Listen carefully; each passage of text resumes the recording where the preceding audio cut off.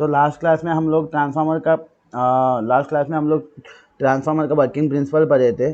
तो आज हम लोगों को क्या करना है, ट्रांसफार्मर का कंस्ट्रक्शन पढ़ना है। ठीक है, तो जब हम लोग कंस्ट्रक्शन पढ़ेंगे तो कंस्ट्रक्शन मतलब ट्रांसफार्मर के इंटरनल कंस्ट्रक्शन कैसे होगा, कैसे ट्रांसफार्मर बनाते हैं, अंदर क्या क्या पार्ट्स होंगे, ये सब हमको देखना है। ठीक है, construction of single phase transformer, 3 phase भी लगभग सेम ही होता है, 1-2 पार्ट्स चेंज होते हैं। ठीक है, लेकिन बाकी सब सेम होता है।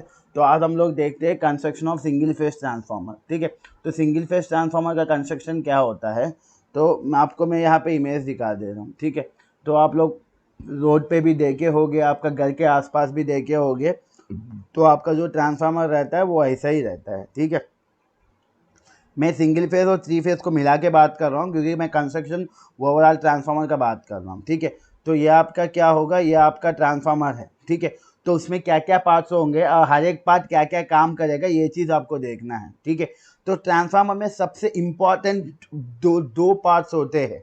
वो होता है एक आपका वाइंडिंग, दूसरा होता है आपका कोर। ठीक है, तो सबसे इम्पॉर्टेंट पार्ट्स क्या होता है, एक होता है आपका ट्रांसफार्मर का वाइंडिंग, दूसरा होता है आपका ट्रांसफार्मर का कोर। ठीक है, तो जैसा आपको मैं बताया था कि वाइंडिंग क्यों इंपॉर्टेंट होता है, क्योंकि हम लोग जो भी सप्लाई देते हैं प्राइमरी वाइंडिंग को, वो वाइंडिंग होता है। ठीक है, प्राइमरी वाइंडिंग को हम लोग सप्लाई देते हैं, सेकेंडरी वाइंडिंग से हम लोग लोड कनेक्ट करते हैं। तो जो भी पावर ट्रांसमिशन होता है वो प्राइमरी वाइंडिंग से सेकेंडरी वाइंडिंग में जाता है। ठीक है, तो सबसे इंपॉर्टेंट पार्ट्स जो होते हैं ट्रांसफार्मर में वो वाइंडिंग होता है, क्योंकि इसी में करंट और वोल्टेज जो भी है वो सब इसी में आते हैं। और दूसरा जो इम्पोर्टेंट पार्ट होता है वो होता है आपका कोर, क्योंकि वाइंडिंग को हम लोग कोर के ऊपर रखते हैं। ठीक है, तो सबसे पहले कोर क्या होता है ये देखिए, उसके बाद वाइंडिंग क्या होता है ये हम लोग देखेंगे।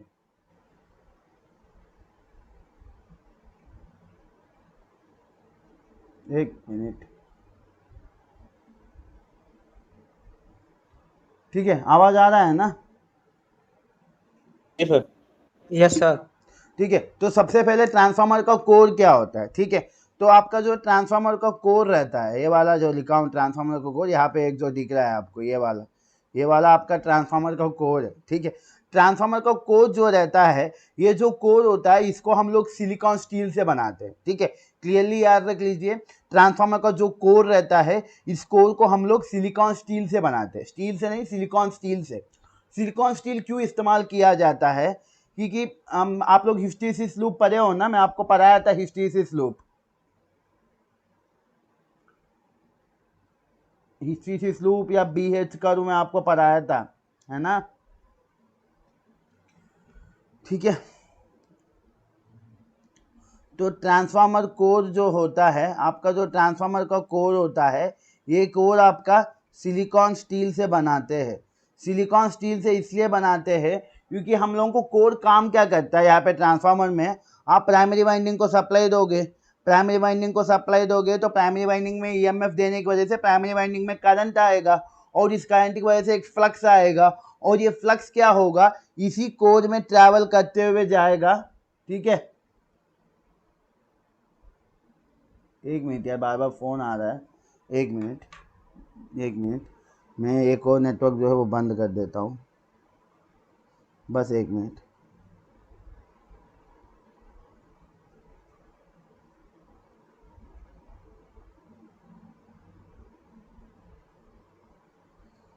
एक मिनट वेट करिएगा, ठीक है।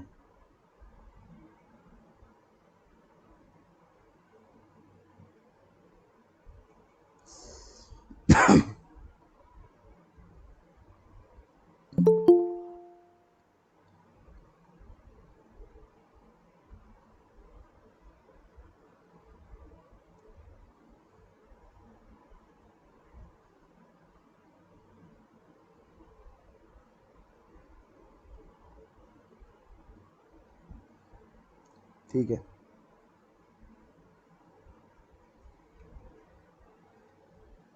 ठीक है, तो ट्रांसफार्मर का जो कोर होता है, ये जो कोर होता है ट्रांसफार्मर का, ये आपका सिलिकॉन स्टील से बनाते हैं। सिलिकॉन स्टील से इसलिए बनाते हैं क्योंकि हमारा कोर का काम क्या है, आप प्राइमरी वाइंडिंग में सप्लाई दोगे, प्राइमरी वाइंडिंग में करंट फ्लो करेगा और उससे फ्लक्स आएगा, और जो भी फ्लक्स प्राइमरी वाइंडिंग से आ रहा है वो इस कोर से ट्रैवल करते हुए क्या करेगा, सेकेंडरी वाइंडिंग को काटेगा। तो सेकेंडरी वाइंडिंग में आपका क्या होगा, EMF इंड्यूस करेगा। तो आपका कोर का काम क्या है, कोर को फ्लक्स को अपने से ट्रैवल करवाना है। कोर का काम क्या है, कोर के अंदर फ्लक्स को जाना है। तो आपको कोर ऐसा मटेरियल चूज करना है जो फ्लक्स को अपोज ना करे, ठीक है। कोर ऐसा मटेरियल होना चाहिए जो आपका फ्लक्स को अपोज ना करे, मतलब फ्लक्स को बहुत अच्छे से अलाउ करने वाला मटेरियल होना चाहिए। और जितने भी मेटल्स है, इन सारे मेटल्स में सबसे अच्छा फ्लक्स किस में फ्लो करता है, मैग्नेटिक फील्ड, वो स्टील में फ्लो करता है। तो इसलिए हम लोग स्टील लिए हैं और सिलिकॉन इसलिए ऐड किए हैं। तो सिलिकॉन स्टील ऐड करने से आपको मैं जब हिस्टैरिसीस लूप बताया था, तो हिस्टैरिसीस आपका ऐसा रहता था, नीचे आपका H रहता था, यहाँ पे B रहता था, तो आपका ये हिस्टैरिसीस लूप ऐसा एक लूप रहता था, ठीक है। तो आपके मैं बताया था कि इस लूप में यहाँ से यहाँ तक जो वोल्टेज अप्लाई कर रहे हो, ये अप्लाई करने की वजह से फ्लक्स बढ़ा, उसके बाद फिर से वोल्टेज को कम किए तो फ्लक्स जीरो नहीं हुआ। तो इस फ्लक्स को जीरो करने के लिए फिर से मैं क्या किया हूँ, उल्टा डायरेक्शन में वोल्टेज लगाया हूँ, तब ये फ्लक्स जाके क्या हुआ, जीरो हुआ, ठीक है। तो ये जो उल्टा में फ्लक्स लगा रहे हैं, इसको जीरो करने के लिए वो जो होता है, ये हमारा लॉस ऑफ एनर्जी होता है। तो इसी लॉस को क्या बोलते हैं, हिस्टैरिसीस लॉस बोलते हैं, ठीक है। तो ट्रांसफार्मर में कोर है, कोर का आप वाइंडिंग लगा रहे हो, तो वाइंडिंग को एसी सप्लाई दोगे, तो वाइंडिंग से जो फ्लक्स आएगा वो एसी फ्लक्स होगा। तो ट्रांसफार्मर में क्या होगा, ट्रांसफार्मर का कोर में ये फ्लक्स अपने आप बढ़ेगा, अपने आप घटेगा, उसके बाद अपने आप रिवर्स होगा। तो यहाँ पे रिवर्स होते समय कुछ पावर क्या होगा, वेस्ट होगा। इसी वेस्ट को हम लोग क्या बोलते हैं, हिस्टैरिसीस लॉस बोलते हैं, ठीक है। तो अगर हम लोग सिर्फ स्टील यूज करेंगे, स्टील में जो हिस्टैरिसीस लॉस होता है वो बहुत ज्यादा होता है, ठीक है। तो इसलिए हिस्टैरिसीस लॉस कम करने के लिए हम लोग क्या करते हैं, देखिए ये जो लूप है आपका, ये लूप जितना पतला होगा, जैसा ये आप एक और लूप ले रहा हूँ, ये बहुत पतला है, ये लूप जितना पतला होगा उतना लॉस कम होगा कोर में, ठीक है। तो और उतना अच्छा फ्लक्स फ्लो करवाएगा। तो कोर के लिए हमको ऐसा मटेरियल चूज करना चाहिए जिसका हिस्टैरिसीस बहुत पतला हो और बहुत अच्छा फ्लक्स को फ्लो करवाए अपने से। तो इसलिए हम लोग क्या करते हैं, ट्रांसफार्मर में सिलिकॉन स्टील का यूज करते हैं, मतलब नॉर्मल स्टील लेते हैं और स्टील में क्या करते हैं, 2 to 3% सिलिकॉन ऐड करते हैं। तो 2 to 3% सिलिकॉन ऐड करने के बाद वो जो मटेरियल बनता है वो आपका क्या होता है, सिलिकॉन स्टील होता है। और इसमें फ्लक्स बहुत अच्छा से फ्लो करता है और इसमें जो हिस्टैरिसीस लॉस आता है वो बहुत कम आता है, ठीक है। तो इसलिए आपका जो कोर होता है वो आपका सिलिकॉन स्टील से बनाते हैं, या आजकल CRGO स्टील से भी बना रहे। इसके बारे में आपको जानना नहीं है, सिर्फ नाम याद रखिए कि ट्रांसफार्मर का कोर CRGO स्टील भी हो सकता है, ठीक है। तो ट्रांसफार्मर का कोर क्या करता है, आप जब वाइंडिंग में सप्लाई देते हो, वाइंडिंग से जो फ्लक्स आएगा प्राइमरी वाइंडिंग से, वो वाइंडिंग इसी कोर से होते हुए जाके सेकेंडरी वाइंडिंग को कट करेगा। तो कोर क्या करेगा, फ्लक्स को कैरी करेगा। तो ये कोर फ्लक्स को कैरी करने वाला एक अच्छा मटेरियल होना चाहिए। तो इसलिए हम लोग सिलिकॉन स्टील या CRGO स्टील का इस्तेमाल करते हैं कोर में, ठीक है। ये क्लियर है आपको? Yes sir. ठीक है। तो उसके बाद ये जो कोर होता है आपका ट्रांसफार्मर का, ये जो ट्रांसफार्मर का कोर होता है, ये 2 टाइप्स के कोर हो सकते हैं, ठीक है। तो क्या कौन कौन सा टाइप हो सकते हैं, मैं इमेज बताया हूँ क्योंकि लिखना है यहाँ पे। तो ये आपका जो ट्रांसफार्मर का कोर होता है, ये 2 टाइप हो सकता है। एक होता है इसको कोर टाइप बोलते हैं, दूसरा होता है उसको शेल टाइप बोलते हैं, ठीक है। ट्रांसफार्मर का कोर 2 टाइप हो सकता है, एक होता है कोर टाइप, दूसरा होता है शेल टाइप। तो कोर टाइप ट्रांसफार्मर कैसे रहता है, वो ऐसा रहता है कोर टाइप ट्रांसफार्मर। अभी तक जो आप कोर देख रहे हो, कोर जो होता है कोर टाइप ऐसा रहता है। इधर से आप प्राइमरी वाइंडिंग लगाओगे, इधर से आप सेकेंडरी लाइन लगाओगे। तो इसमें आपका क्या होगा, 2 लिम्स होंगे, पहला लिम्ब दूसरा लिम्ब। तो ये जो होता है ये आपका कोर टाइप होता है, ठीक है। उसके बाद दूसरा टाइप भी होता है, दूसरा टाइप का कोर होता है, वो आपका होता है शेल टाइप। तो शेल टाइप कोर आपका कैसे रहता है,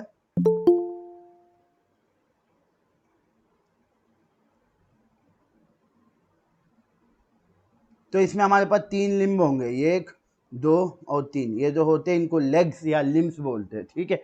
तो सेल टाइप ट्रांसफार्मर में आपका क्या होगा, आपका 3 लिम्ब रहेंगे और इसमें जो वाइंडिंग कहा करते हैं, जैसा कोर टाइप में क्या करते हैं, बाहर वाले यहाँ पे और यहाँ पे करते हैं, दोनों लेग्स पे 2 वाइंडिंग करते हैं, एक प्राइमरी वाइंडिंग करते हैं, दूसरा सेकेंडरी वाइंडिंग करते हैं।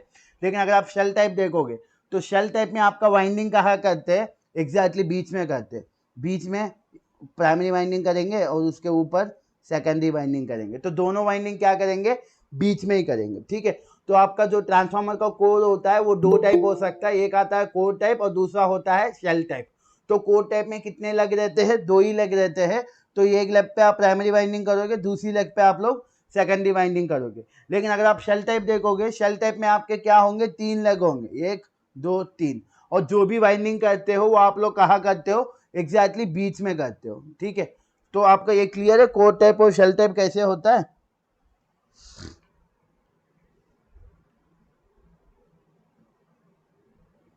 Yes sir. ठीक है। तो उसके बाद अब आपको वाइंडिंग देखना है, क्योंकि ट्रांसफार्मर में आप लोग कोर देख लिया, और नॉर्मली ट्रांसफार्मर का जो कोर होता है वो ऐसा पूरा डब्बा नहीं मिलता, ये चीज याद रखिए। आपका जो कोर होता है वो आपका, अगर कोर टाइप आपको बनाना है तो ऐसा यू शेप का एक आयरन पीस मिलेगा, इसके ऊपर आई शेप का एक पीस को लगा के ऐसा बनाते। अगर आपको शेल टाइप बनाना है तो आपको ऐसा ई शेप का आयरन का पीस मिलेंगे, और जिसको ऊपर एक आई टाइप का पीस लगा के बंद करेंगे, ठीक है। तो कोर बनाते समय कैसे बनाते हैं, ऐसा यू टाइप का कोर लेते हैं, ठीक है। और इसमें क्या करते हैं, यहाँ पे वाइंडिंग, यहाँ पे वाइंडिंग करते हैं। वाइंडिंग करने के बाद एक आई शेप का पीस लेके इसको इसके ऊपर रख के फिक्स करते हैं। या अगर आप शेल टाइप बनाओगे तो आपको क्या मिलेगा, ऐसा ई शेप का कोर मिलेगा, ठीक है। तो इसमें बीच में वाइंडिंग करते हैं, करने के बाद एक आई शेप का लेके उसको इसके ऊपर फिक्स करते हैं, ठीक है। तो आपको पीसेस जो मिलते हैं वो यू आई ई शेप के कोर मिलते हैं, और आप उसके बाद यू शेप में वाइंडिंग करके उसके बाद आई से बंद करोगे तो वो कोर टाइप बनेगा। या ई शेप का लेके उसमें बीच में वाइंडिंग करके आई से बंद करोगे तो आपका शेल टाइप बनेगा, ठीक है। तो कोर में एक और चीज़ है वो आपको मैं बता रहा हूँ, ठीक है। तो कोर आपको मैं बताया था, कोर जो होता है वो आपका सिलिकॉन स्टील, ठीक है, या सी या जी वो स्टील से बनाते हैं, है ना, मैं यही बताया था। और ये जो कोर होता है ये सॉलिड कोर नहीं होता, मतलब अगर इतना मोटा सा कोर लोगे तो ये पूरा सॉलिड नहीं होगा। करते क्या है, ऐसा पतले पतले स्ट्रिप्स लेते हैं, पतले पतले प्लेट्स लेते हैं, सिलिकॉन स्टील का प्लेट लेते हैं, बहुत पतले पतले प्लेट्स लेते हैं, इनके बीच में पेपर रखेंगे, उसके बाद इन सबको मिला के एक सॉलिड कोर बनाएंगे। तो अगर आप इस कोर को देखोगे तो ये कोर आपका क्या होगा, बहुत सारे पतले पतले लैमिनेशंस बोलते हैं इनको। तो पतले पतले लैमिनेशंस को मिला के, सारे लैमिनेशन को हाइड्रोलिक प्रेशर में रख के दबाएंगे, दबाने के बाद आपका क्या होता है, एक सॉलिड कोर बनता है, ठीक है। तो ये चीज याद रखिए, आपका जो कोर होता है ट्रांसफार्मर का वो सिलिकॉन स्टील का ही होता है, लेकिन वो सॉलिड कोर नहीं होता, वो अलग अलग सिलिकॉन स्टील के लैमिनेशंस, मतलब पतले पतले लैमिनेशंस लेके उन सबको मिला के एक सॉलिड कोर बनाया जाता है। तो अब आप लोगों को डाउट आ रहा होगा कि सर सिलिकॉन स्टील तो समझ में आ गया कि सिलिकॉन स्टील जो यूज करते हैं वो फ्लक्स को अच्छा फ्लो करवाता है, या हिस्टेरिसिस लॉस कम करने के लिए सिलिकॉन स्टील का यूज करते हैं। तो लैमिनेशन क्यों करना है, एक मोटा सा कोर ले लेते, क्यों पतले पतले कोर को मिला के एक मोटा कोर बना लो, इसलिए पतले पतले स्ट्रिप्स को लेते हैं। क्योंकि आप देखिए आपका ट्रांसफार्मर का कोर रहता है, ठीक है, तो इस कोर के ऊपर वाइंडिंग करते हो तो प्राइमरी वाइंडिंग से फ्लक्स आएगा, फ्लक्स सेकेंडरी वाइंडिंग को कट करेगा, तो सेकेंडरी वाइंडिंग में ईएमएफ इंड्यूस होगा। तो फ्लक्स सेकेंडरी वाइंडिंग को कट करते समय सेकेंडरी वाइंडिंग किसके ऊपर किया गया है, ये कोर के ऊपर ही किया गया है ना, तो ये फ्लक्स कोर को भी कट कर सकता है ना।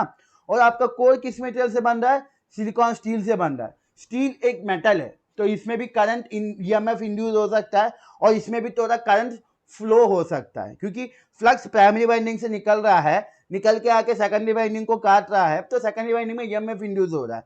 और ये फ्लक्स सेकेंडरी वाइंडिंग को काटते समय उसके नीचे कोर के ऊपर ही वाइंडिंग किया है ना, एक कोर के ऊपर ही वाइंडिंग किया है, तो ये फ्लक्स कोर वाइंडिंग को कट करते समय उसके नीचे कोर को भी कट कर सकता है।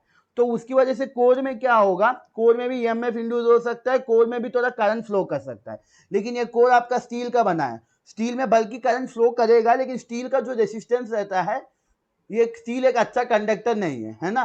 तो स्टील एक अच्छा कंडक्टर नहीं होने की वजह से आपका स्टील में क्या होगा, हीट आना शुरू हो जाएगा। तो इसलिए स्टील में नहीं करंट फ्लो होना चाहिए। तो स्टील में करंट नहीं फ्लो करवाना है तो क्या कर सकते हैं, तो फ्लक्स को तो हम रोक नहीं पाते, अगर फ्लक्स को रोकेंगे तो ईएमएफ भी इंड्यूस नहीं होगा, तो फ्लक्स को नहीं रोकोगे तो फ्लक्स वाइंडिंग को कट करेगा तो स्टील को भी कट करेगा। तो इसको कैसे रोकोगे, तो इसको रोकने के लिए आप लोग क्या कर सकते हो, सॉलिड को ना लेके पतले पतले स्ट्रिप्स लोगे, सारे स्ट्रिप्स को मिला के कोर बनाओगे, तो एक एक स्ट्रिप का एरिया क्या हो गया, सॉलिड कोर लोगे तो इसका एरिया बहुत ज़्यादा होगा। पतले पतले स्ट्रिप्स को लिए हो, इन सारे स्ट्रिप्स को मिला के कोर बना रहे हो, तो एक एक स्ट्रिप का एरिया क्या होगा, कम होगा। और आपका रेजिस्टेंस का फॉर्मूला क्या है, रो एल बाई ए। तो सॉलिड कोर लोगे तो एरिया ज़्यादा होगा, ठीक है, एरिया ज़्यादा होगा तो रेजिस्टेंस कम होगा, तो करंट फ्लो करेगा। अगर मैं पतले पतले स्ट्रिप्स लूँगा तो पतले स्ट्रिप्स का एरिया कम है तो रेजिस्टेंस बहुत ज़्यादा है, तो ये अपने में करंट को फ्लो करने ही नहीं देगा, ठीक है।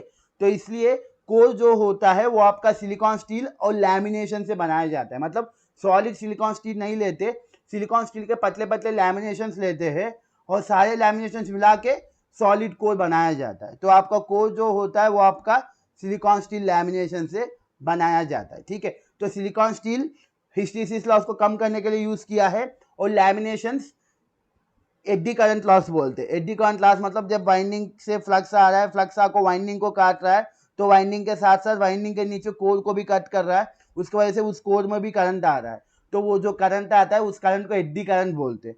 तो एडी करंट अगर सॉलिड कोर में फ्लो करेगा तो हीट ज़्यादा लाएगा, तो इसलिए हम लोग अगर पतले पतले स्ट्रिप्स यूज करेंगे तो क्रॉस सेक्शन एरिया कम होने की वजह से रेजिस्टेंस बढ़ जाएगा, और ये ज़्यादा रेजिस्टेंस करंट को फ्लो नहीं करने देगा, तो ऑटोमेटिकली एडी करंट कम हो जाएगा। तो सिलिकॉन स्टील का यूज़ करने की वजह से हिस्टैरिसीस लॉस कम हो रहा है, और लैमिनेशन यूज़ करके बनाने से एडी करंट लॉस कम हो रहा है, ठीक है। तो इसलिए जो कोर होता है हमारा वो हमारा सिलिकॉन स्टील लैमिनेशन से बनाया जाता है। क्लियर है? Yes sir. बाकी सबको सीआरजीओ स्टील सर क्या होता है? सीआरजीओ स्टील मतलब उसको पहले क्या करते हैं, गर्म करते हैं, उसके बाद उसको कूलिंग करते समय उसके रगड़ते हैं अच्छे से। रगड़ने से जो अंदर एक डोमाइंस रहते हैं वो सब एक डायरेक्शन में अलाइन होते हैं, तो उस वजह से ये और अच्छे से मैग्नेटिक फील्ड को सिलिकॉन स्टील से भी और अच्छा मैग्नेटिक फील्ड को फ्लो करवा पाएगा, और इसका हिस्टैरिसीस लॉस और कम होगा, ठीक है। ये एक मेथड है CRGO, cold roll gauge oriented, मतलब ये स्टील को वो मेथड यूज करके बनाते हैं। यूट्यूब में डालोगे सीआरजीओ स्टील तो आपको वो मेथड का वीडियो मिलेगा, ठीक है, क्योंकि वो बहुत आप मुश्किल मेथड है, क्लास में डिस्कस करेंगे तो मेन कॉन्सेप्ट आप लोग भूल जाओगे, इसलिए मैं क्लास में बताता नहीं हूँ। सिर्फ मैं आपको नाम बताता हूँ कि सिलिकॉन स्टील भी यूज़ करते हैं या सीआरजीओ स्टील भी यूज़ करते हैं, ठीक है। वो एक मेथड है, उस मेथड से उस स्टील को बनाया जाता है, और उस मेथड से बनाने से वो स्टील फ्लक्स को अच्छे से कैरी करेगा, और उसका उस स्टील का जो हिस्टैरिसीस लॉस होगा वो बहुत कम हो जाएगा, ठीक है। तो याद रखिए, कभी वाइवा में कोई पूछेगा कि सिलिकॉन स्टील क्यों यूज़ करते, क्योंकि सिलिकॉन स्टील यूज़ करने से हिस्टैरिसीस लॉस कम होगा। एडी का और लैमिनेशंस क्यों यूज़ करते, सॉलिड कोर क्यों नहीं यूज़ करते, लैमिनेशंस यूज़ करने से एडी करंट लॉस कम होगा, ठीक है। तो ये चीज़ याद रखिएगा। क्लियर है? Yes sir. ठीक है। तो उसके बाद हमारा ट्रांसफार्मर में दूसरा इंपॉर्टेंट पार्ट क्या है, वाइंडिंग है, ठीक है। तो वाइंडिंग क्या होता है, वाइंडिंग मतलब वही होता है, कॉपर का होता है, और जिसमें ईएमएफ इंड्यूस होता है, जिसमें करंट फ्लो करता है, ठीक है। तो ये वाइंडिंग जो होता है ट्रांसफार्मर में, ये भी आपका दो टाइप्स के होते हैं, ठीक है। ट्रांसफार्मर का जो वाइंडिंग होते हैं ये भी आपका दो टाइप्स के होते हैं। एक होता है कॉन्सेंट्रेटेड वाइंडिंग, ठीक है, स्पेलिंग मैं भूल गया हूँ। उसके बाद होता है सैंडविच वाइंडिंग, ठीक है, सिलिंड्रिकल वाइंडिंग, सॉरी। ये पहला होता है सिलिंड्रिकल वाइंडिंग, और दूसरा होता है सैंडविच वाइंडिंग। तो अभी आपको मैं बताया था दो टाइप के कोर होते हैं ना, एक होता है नॉर्मल कोर टाइप जिसमें ऐसा कोर यूज़ किया जाता है, दूसरा होता है शेल टाइप जिसमें ऐसा कोर यूज़ किया जाता है ना। तो कोर वाले में हम लोग क्या करते हैं, वाइंडिंग यहाँ पे लपेटते हैं, और ये आपका प्राइमरी हो जाएगा अगर इधर सप्लाई दोगे तो, और ये आपका सेकेंडरी हो जाएगा अगर इधर सप्लाई लोगे तो ऐसा वाइंडिंग करोगे तो यहाँ पे कोर टाइप में जो वाइंडिंग करते हैं उसको सिलिंड्रिकल वाइंडिंग बोलते हैं, ठीक है। और शेल टाइप में क्या होता है, वाइंडिंग अंदर करते हैं, यहाँ पे पहला थोड़ा प्राइमरी वाइंडिंग करते हैं, उसके बाद सेकेंडरी वाइंडिंग करेंगे, फिर से थोड़ा प्राइमरी वाइंडिंग करेंगे, फिर से सेकेंडरी वाइंडिंग करेंगे। तो थोड़ा प्राइमरी वाइंडिंग, सेकेंडरी वाइंडिंग, थोड़ा प्राइमरी वाइंडिंग, सेकेंडरी वाइंडिंग, ठीक है। प्राइमरी सेकेंडरी मत बोलो। मान लो मैं एक 220 बाई 110 वोल्ट का ट्रांसफार्मर बना रहा हूँ, ठीक है। मैं एक ट्रांसफार्मर बना रहा हूँ जो कि 220 बाई 110 वोल्ट का है, ठीक है। मतलब इसमें एक साइड आप 220 दे सकते हो और एक साइड से 110 ले सकते हो, या एक साइड 110 दे के दूसरे साइड से 220 ले सकते हो। तो ये आपका हाई वोल्टेज हो गया, ये आपका लो वोल्टेज हो गया। तो मान लो इधर से हाई वोल्टेज वाइंडिंग लगाया हूँ, इधर से लो वोल्टेज वाइंडिंग लगाया हूँ, तो ये आपका सिलिंड्रिकल वाइंडिंग होगा, क्योंकि दो कोर के साइड दो वाइंडिंग लगाया हूँ।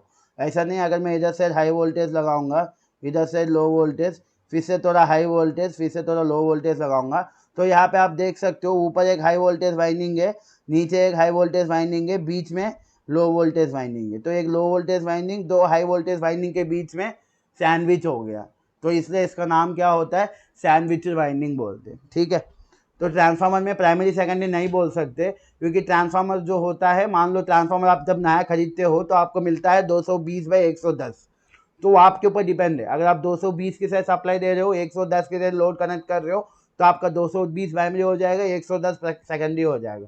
या आप लोग 110 पे सप्लाई दे रहे हो, 220 से लोड कनेक्ट कर रहे हो, तो 110 आपका प्राइमरी हो जाएगा, 220 आपका सेकेंडरी हो जाएगा। तो इसलिए हाई वोल्टेज लो वोल्टेज से दिखाते हैं। ठीक है, अगर मैं हाई वोल्टेज एक साइड, लो वोल्टेज एक साइड लगाऊंगा, मतलब कोर टाइप वाले कोर में सिलिंड्रिकल वाइंडिंग यूज करते हैं, और शेल टाइप वाले कोर में सैंडविचेस वाइंडिंग यूज करते हैं। सैंडविचेस मतलब थोड़ा हाई वोल्टेज, उसके नीचे थोड़ा लो वोल्टेज, फिर से थोड़ा हाई वोल्टेज, उसके नीचे थोड़ा लो वोल्टेज, और आप देखोगे तो दो हाई वोल्टेज के बीच में लो वोल्टेज वाइंडिंग आ रहा है, तो एक सैंडविच हो रहा है, तो इसको हम लोग सैंडविच वाइंडिंग बोलते हैं। ये क्लियर है? Yes sir. Yes sir. बाकी लोगों को सबको क्लियर है?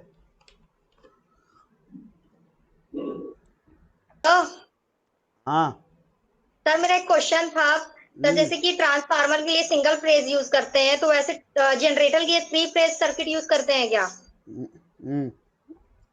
ट्रांसफार्मर हाँ अभी सर। मैं आपको सिंगल फेज बता रहा हूँ, ट्रांसफार्मर 3 फेज भी होता है। सिंगल फेज खत्म होने के बाद मैं आपको 3 फेज बताऊंगा। ठीक है, जैसे ट्रांसफार्मर भी ठीक है। सिंगल फेज 3 फेज होता है, जनरेटर भी सिंगल फेज 3 फेज होता है। ठीक है, ठीक है सर। सर इसमें जनरेटर का मतलब कोई कनेक्शन है क्या? जनरेटर यहाँ पे नहीं होगा, ये ट्रांसफार्मर है। ट्रांसफार्मर क्या करता है, जनरेटर से पावर जनरेट होता है, और ये जो पावर जनरेटर से जनरेट होता है, इस पावर को, इस ये जो वोल्टेज जनरेट होता है जनरेटर से, इस वोल्टेज को बढ़ाने के लिए या घटाने के लिए ट्रांसफार्मर इस्तेमाल किया जाता है। ट्रांसफार्मर सिर्फ वोल्टेज को बढ़ाएगा या घटाएगा, जनरेटर वोल्टेज ओके को सर। जनरेट करेगा। ठीक है, जनरेटर ओके आपको सर। अगले चैप्टर में आएगा ट्रांसफार्मर के बाद। ठीक है, ठीक है sir. Thank you sir. Yes ठीक सर। है, ठीक है।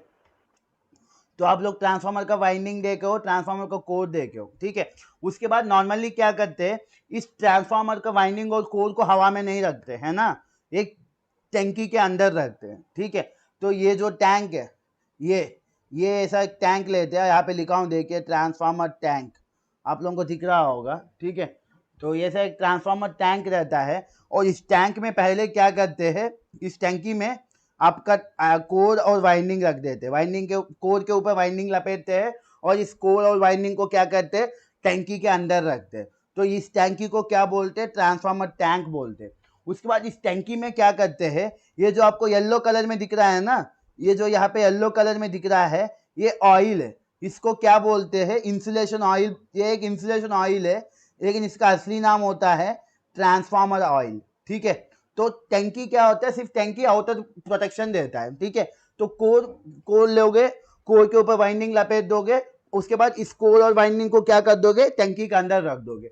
टैंकी के अंदर रखने के बाद टैंकी में क्या करोगे, ऑयल भरोगे। ये जो ऑयल होता है, ये इंसुलेशन ऑयल होता है। ठीक है, इंसुलेशन ऑयल होता है, इसको ट्रांसफार्मर ऑयल बोलते हैं। ठीक है, ये ऑयल क्या करता है, आप अगर मान लीजिए मैं ऑयल की जगह पानी भरूंगा, फॉर एग्जाम्पल अगर मैं ऑयल की जगह पानी भरूंगा टैंकी के अंदर, तो ये देखिए, ये आपका वाइंडिंग है, खुला हुआ है, ये भी वाइंडिंग है, खुला हुआ है।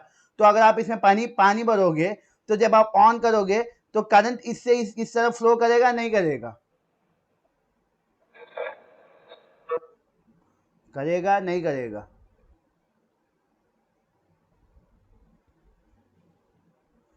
पानी है ना सर। दो तार लो, दोनों तार को पानी में डुबाओ और स्विच ऑन करो, दोनों तार शॉर्ट सर्किट होंगे, नहीं होंगे? होंगे सर। होंगे ना? होंगे सर। हाँ, तो यहाँ पे भी वाइंडिंग को, मतलब इन सारे वाइंडिंग्स को इंसुलेशन चाहिए, मतलब यहाँ से इधर से करंट इधर नहीं जाना चाहिए, इधर से करंट इधर नहीं जाना चाहिए। तो ये प्राइमरी वाइंडिंग से करंट सेकेंडरी वाइंडिंग डायरेक्टली नहीं जाना चाहिए, डायरेक्टली जाएगा तो वो शॉर्ट सर्किट हो जाएगा। ठीक है, तो मतलब वाइंडिंग्स के बीच में इंसुलेशन चाहिए। तो इसलिए इसमें क्या करते हैं, एक ऑयल भरते हैं और ये ऑयल एक इंसुलेशन जैसा काम करेगा। जैसा आपका तार होता है, तार के ऊपर क्या रहता है, पीवीसी का स्लीव रहता है। वो स्लीव क्या करता है, तार को छुएंगे तो शॉक नहीं लगेगा क्योंकि वो स्लीव इंसुलेशन प्रोवाइड करता है। सेम वैसे ही वाइंडिंग को अंदर रखने के बाद वाइंडिंग्स के बीच में इंसुलेशन कौन प्रोवाइड करता है, ये ऑयल प्रोवाइड करता है। ये एक ऑयल होता है, पेट्रोलियम ऑयल होता है, और ये ऑयल में करंट नहीं फ्लो करता है, एक अच्छा इंसुलेटर है ये। तो ये ऑयल क्या करता है, वाइंडिंग से वाइंडिंग करंट फ्लो नहीं करने देगा, ठीक है। और साथों साथ ये ऑयल क्या करेगा, ये ऑयल दूसरा काम भी करता है। पहला काम क्या करता है ये ऑयल वाइंडिंग्स के बीच में इंसुलेशन प्रोवाइड करता है, मतलब एक प्राइमरी वाइंडिंग से दूसरा वाइंडिंग में कॉइल करंट ना फ्लो करे। और दूसरा काम क्या करता है, ये कूलिंग भी करता है। कूलिंग मतलब कूलिंग का जरूरत क्यों है, कि भाई आपका घर पे ट्रांसफार्मर है, आपका ट्रांसफार्मर आप देखते हो तो 24/7 काम करता है ना ट्रांसफार्मर। अगर बिजली रहता है तो पूरा दिन तो बेचारा वो जब तक बिजली रहेगा तब तक ईमानदारी से काम करता है ना, अपना मनमानी से बंद तो नहीं होता है ना। किसी का बंद होता है क्या? नहीं सर, यस सर।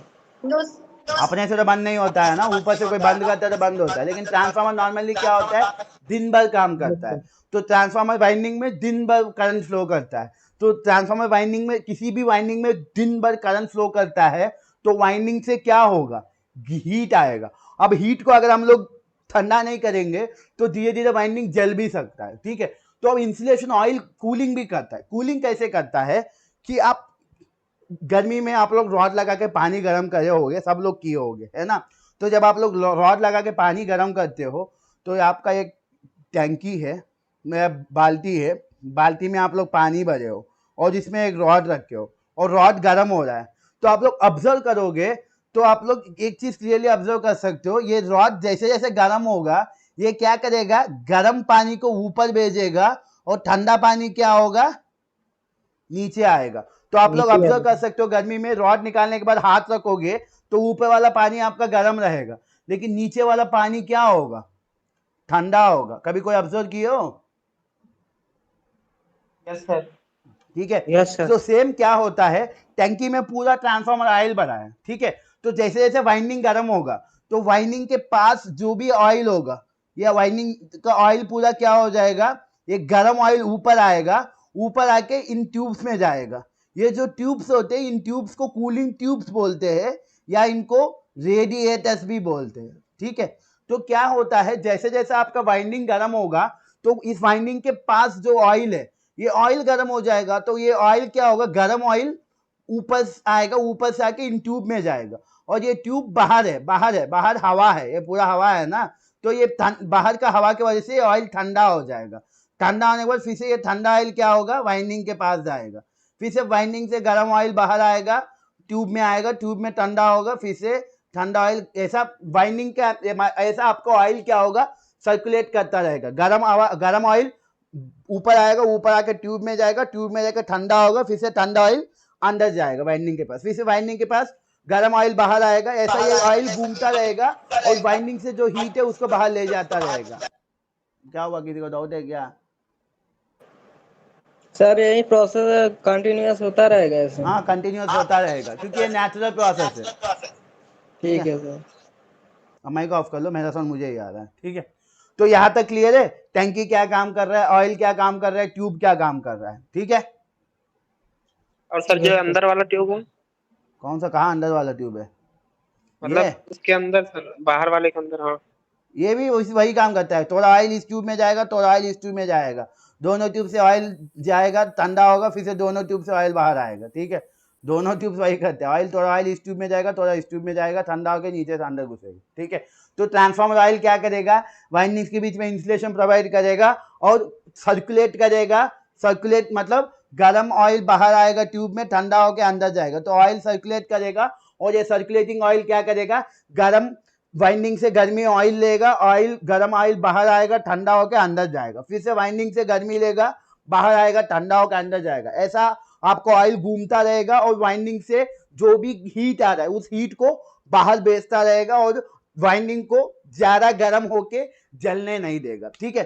तो ये क्लियर है? Yes sir. Yes sir. ठीक है।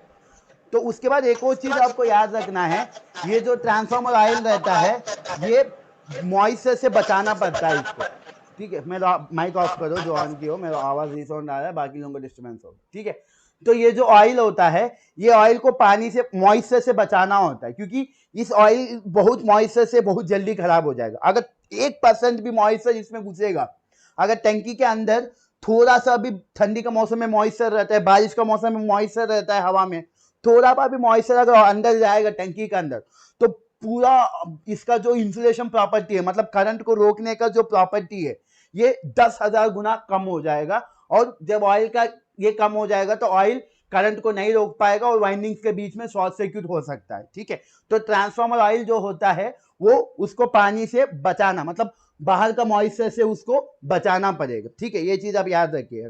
तो इसलिए ये जो टंकी होता है ये आपका क्या होता है, ये टाइप चैम्बर होता है। एट टाइप चैम्बर मतलब इसके अंदर बाहर से हवा नहीं जा पाएगा, इसलिए इस टंकी को क्या करते, पूरा ऑयल से भर देते, पूरा ऑयल से भर देते। तो अब टंकी में पूरा ऑयल भर गया। लेकिन आप लोगों को एक चीज पता है कि कोई भी चीज जब गर्म होगा, कोई भी चीज जब गर्म होगा तो क्या होगा, एक्सपैंड होगा, उसका लंबाई बढ़ेगा। वो ठंडा होगा तो उसका लंबाई कम होगा। ये हर एक चीज में होता है। जैसे आप कभी ट्रेन में सफर करते हो तो ट्रेन के ऊपर जो तार रहता है, आप जो देख सकते हो तार सीधा रहता है, लेकिन आप कई पोल के पास देखोगे तो वहां पे वेट टांगा होता है। ये वेट को वो लोग एडजस्ट करते हैं, गर्मी में इसको लूज करते हैं, गर्मी में इसको टाइट करते हैं, क्योंकि गर्मी में तार एक्सपैंड हो जाता है हीट की वजह से, और ठंडी में इसको वो करते हैं ताकि, क्योंकि ठंडी में तार टाइट हो जाता है, क्योंकि हीट की वजह से कोई भी चीज एक्सपैंड या कंप्रेस होगा, ठीक है। तो अब मैं क्या बोल रहा हूं, इस ऑयल, इस चैम्बर को मैं क्या करूंगा, इस टंकी को पूरा ऑयल से भर दूंगा। अगर मान लो गर्म हुआ, गर्म तो होता ही है क्योंकि ऑयल क्या कर रहा है, वाइंडिंग से हीट ले रहा है। तो जब ऑयल गर्म होता है तो ऑयल का लेवल थोड़ा बढ़ जाता है, क्योंकि ऑयल थोड़ा एक्सपैंड होता है अंदर से। तो ये थोड़ा ऑयल बढ़ा, कहाँ जाएगा ये, पूरा, मैं पूरा टंकी को पूरा गले तक भर दिया हूं, अब ये पानी कहाँ जाए, थोड़ा ऑयल बढ़ेगा, थोड़ा ऑयल का 1 mm 2 mm लेवल बढ़ेगा जब ऑयल गर्म होता है। और जब ऑयल ठंडा होता है जिसका लेवल थोड़ा कम होगा, तो ये एक्सपैंड, मतलब ऑयल एक्सपैंड होगा या कंप्रेस होगा। तो ये ऑयल कहाँ गएगा, एक्सपैंड हुआ ऑयल कहाँ जाएगा। मैं तो यहाँ तक टंकी में ऑयल भर दिया हूँ। तो इसको क्या करते हैं, ऐसा एक ट्यूब होल लगा के बाहर एक और छोटा सा टंकी लगते हैं।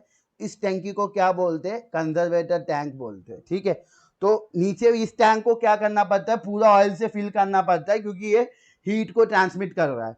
लेकिन हीट ट्रांसमिट करते समय गर्मी की वजह से ऑयल एक्सपैंड होगा, ठंडी में ऑयल थोड़ा कंप्रेस होगा।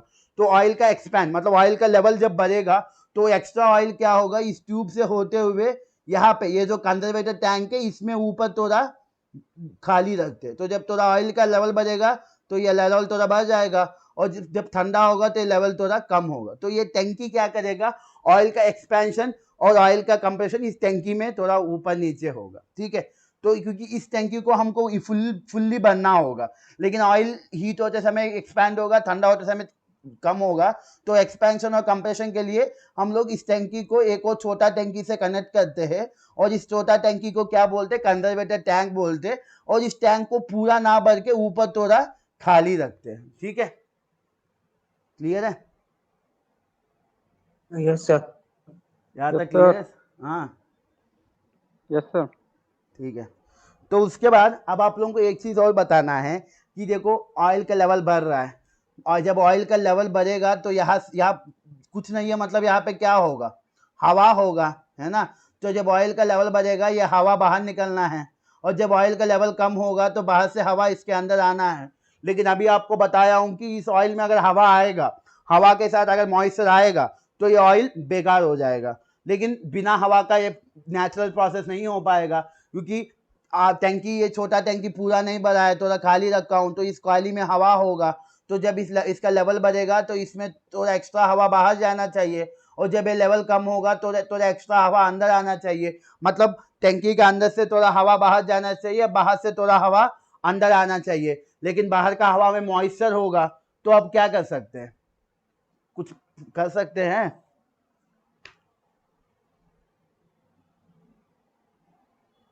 क्लियर है ना? क्योंकि टंकी में जब ऑयल का लेवल बढ़ेगा तो ऊपर जो हवा है उसमें थोड़ा हवा बाहर निकलना होगा, और जब लेवल कम होगा तो बाहर से थोड़ा हवा अंदर आना पड़ेगा, क्योंकि आधा टंकी बड़ा है तो बाकी आधा टंकी, इसमें छोटा वाला टंकी बाकी आधा जो है वो हवा ही है ना। तो लेवल बढ़ेगा तो हवा बाहर निकलना है, जब लेवल कम होगा तो हवा अंदर आना है, लेकिन बाहर का हवा अंदर आना नहीं चाहिए, आएगा तो मॉइस्चर होगा उसमें और मेरा ऑयल खराब हो जाएगा। तो कर क्या सकते हैं, कुछ कर सकते हैं। वो क्या कर सकते हैं, यहाँ पे एक छोटा सा चीज़ है, ये आपका क्या, इसका नाम है ब्रीथर। तो ये ब्रीथर क्या होता है, क्योंकि भाई हवा तो बाहर जाना ही है जब लेवल बढ़ेगा, और जब लेवल कम होगा तो बाहर का हवा अंदर आना है, क्योंकि वो खाली स्पेस को बनना है, हवा ही बढ़ेगा। लेकिन ये हवा में मॉइस्चर रहता है, इस मॉइस्चर को निकालने के लिए हम लोग इस ब्रीथर का यूज़ करते हैं। तो ये ब्रीथर क्या करता है, इस ब्रीथर के अंदर आपका क्या होगा, सिलिका जेल होगा। सिलिका जेल मतलब छोटे छोटे क्रिस्टल्स होंगे सिलिका के, और ये सिलिका जेल का खासियत क्या है, जब हवा अंदर जाता है तो इस ब्रीथर के अंदर पूरा हम लोग सिलिका जेल भरे हैं। तो ये सिलिका जेल क्या करेगा, बाहर का हवा जब अंदर जाता है तो उस हवा में पूरा मॉइस्चर क्या करेगा, ये जेल क्या कर देगा, अपने में ऑब्जर्व कर लेगा, मतलब खींच लेगा और प्योर हवा को अंदर जाने देगा, और जब हवा बाहर निकलेगा तब भी यही करेगा। मतलब सिलिका जेल क्या करेगा, हवा बाहर से जब अंदर जा रहा होगा तो सबसे पहले हवा यहाँ से अंदर जाएगा, अंदर जाते समय पहले सिलिका जेल में आएगा, और सिलिका जेल क्या करेगा, इस हवा में जहाँ जहाँ मॉइस्चर है या पानी का जो पार्टिकल्स है वो पूरा पार्टिकल्स को चूस लेगा, मतलब ऑब्जर्व कर लेगा, उसके बाद प्योर हवा को अंदर भेजेगा। ठीक है, तो ये सिलिका जेल होता है। तो ब्रीथर क्या करता है, ब्रीथर एक डिवाइस है, ये क्या करेगा, इसमें सिलिका जेल भरा होगा, वो पिंक कलर में रहता है और ये नॉर्मली ब्लू कलर में रहता है, और ये क्या करेगा, जब हवा अंदर जाता है तो ये सिलिका जेल उस हवा में पूरा मॉइस्चर को सक कर लेगा और प्योर हवा को अंदर भेजेगा। और ये सिलिका जेल का भी एक लाइफ होता है, हवा में मॉइस्चर ज्यादा है, मॉइस्चर ले लेके कुछ दिन बाद सिलिका जेल क्या हो जाएगा, पहले ब्लू कलर में रहता है, कुछ दिन बाद ये पिंक हो जाता है। जब वो पिंक हो जाता है तो उसका मतलब ये है कि भाई सिलिका जेल का काम खत्म हो गया, फिर से नया सिलिका जेल भरो।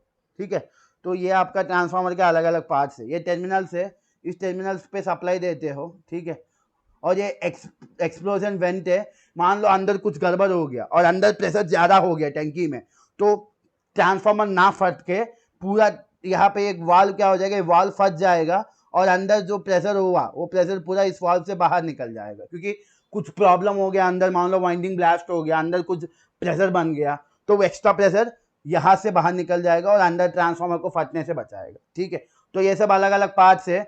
यहाँ पे एक छोटा सा रिले है, इस रिले को इसका नाम क्या है, स्पेलिंग आप लोग कैसे स्पेल करोगे, सब हटा रहा हूँ, स्पेलिंग वहीं पे देख लेना। यहाँ पे एक छोटा सा, अभी तक जो बताया हूँ ये सब क्लियर है ना। ब्रीथर में जेल रहता है, वो जेल बाहर का ऑयल को, बाहर से हवा आता है तो उसमें मॉइस्चर को ऑब्जर्व करता है। तो अभी तक जो बताया हम सब क्लियर है। Yes sir. Yes sir. तो ये रिले क्या करता है, यहाँ पे एक रिले है, इसको आपका मर्जी आप जैसे भी स्पेल कर लो। ये रिले क्या करता है, तो आप सबको पता है कि ऑयल जब लेवल बढ़ेगा तो इस टंकी से होते हुए वो एक्स्ट्रा ऑयल इस छोटा टंकी में आएगा, और जब लेवल कम होगा तो एक्स्ट्रा ऑयल इधर से इस टंकी में आएगा। तो ऑयल क्या होगा, नीचे से ऊपर वाला टंकी में जाएगा, ऊपर से नीचे वाला टंकी में आएगा, तो इस पाइप से ही जाएगा ऊपर नीचे, है ना। तो मैं क्या किया हूँ, इस पाइप पे एक छोटा सा रिले लगाया हूँ। ये रिले इसलिए लगाया हूँ क्योंकि देखिए, अगर अंदर यहाँ पे वाइंडिंग के पास कुछ प्रॉब्लम होगा तो वो हमको दिखेगा नहीं, तो अंदर कुछ प्रॉब्लम होगा तो उसको कैसे पता करेंगे, उसको पता करने के लिए रिले लगाया गया है। एक्चुअली क्या होता है, अगर मान लो वाइंडिंग के पास कुछ गड़बड़ हो गया, कोई वाइंडिंग जल गया, तो वाइंडिंग में कुछ प्रॉब्लम होगा, तो तब क्या होता है, इस बबुल वाइंडिंग के यहाँ पे पूरा ऑयल भरा है ना येलो कलर का, इस ऑयल में क्या होगा, छोटे छोटे बबल्स आने लगेंगे, और जब ऑयल नीचे से ऊपर, और बबल्स क्या होंगे, यहाँ से होते हुए ऊपर आएंगे, ऊपर आके ऊपर बबल्स ऊपर आते, पानी में बबल्स नीचे कभी नहीं रहते, अगर नीचे बबल्स आए वो बबल्स अपने आप ही ऊपर आ जाते हैं। तो मान लो यहाँ पे कहीं वाइंडिंग जल गया, तो अंदर कभी वाइंडिंग जलेगा तो तुरंत यहाँ पे बबल बनने लगेंगे, और ये बबल क्या होंगे, इधर से इस टैंक पाइप में घुसेगा, इस पाइप से होते हुए ऊपर आएगा। तो वो होते हुए ऊपर आते समय इस पाइप में मैं क्या किया हूँ, यहाँ पे एक रिले लगाया हूँ। ये रिले क्या करेगा, देखता रहेगा कि पानी में कहीं, ऑयल में कहीं बबल आया है क्या। ऑयल में जैसे ही बबल आएगा, ये बाहर एक सिग्नल दे देगा या एक अलार्म बजाएगा और बोलेगा कि अंदर बबल आए हैं, मुझे मुझे बबल मिले हैं ऑयल में, मतलब अंदर कुछ गड़बड़ है, तो तुरंत सर्विस करो। तो ये इंडिकेशन देता है, मतलब अब बजर बजेगा रिले का, तो टेक्नीशियन को समझ में आ जाएगा कि ये बजर तभी बजता है जब अंदर वाइंडिंग में कुछ प्रॉब्लम होगा, और वाइंडिंग में कुछ जल जाएगा तो बबल बनेंगे, और बबल क्या होंगे, ऊपर जाएंगे। ऊपर जाते समय इसी पाइप से जा रहे होंगे, और इस पाइप में यहीं पे रिले लगाया है, ये रिले से होते हुए ऊपर जाना पड़ेगा बबल को। जैसे ही इस रिले के अंदर बबल आएगा, तो बबल क्या करेगा, रिले तुरंत क्या करेगा, अलार्म बजाएगा, बोलेगा कि मुझे बबल मिला है, मतलब अंदर कुछ प्रॉब्लम है, तुरंत सर्विस करो। ठीक है, तो ये सब आपका ट्रांसफार्मर के अलग अलग पार्ट्स है। क्लियर है?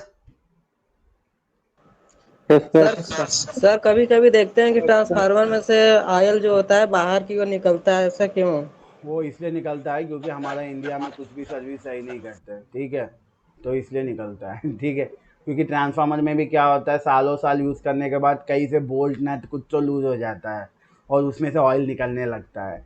और बाहर जो आपके घर के पास ट्रांसफार्मर रखा जाता है, उनका कोई सर्विस नहीं करता, मेंटेनेंस नहीं करता, तो इसकी वजह से वो तभी बदलता है जब वो ख़राब हो जाता है। तो उसका जान लेने के बाद हमारा इलेक्ट्रीशियन लोग हमारा जो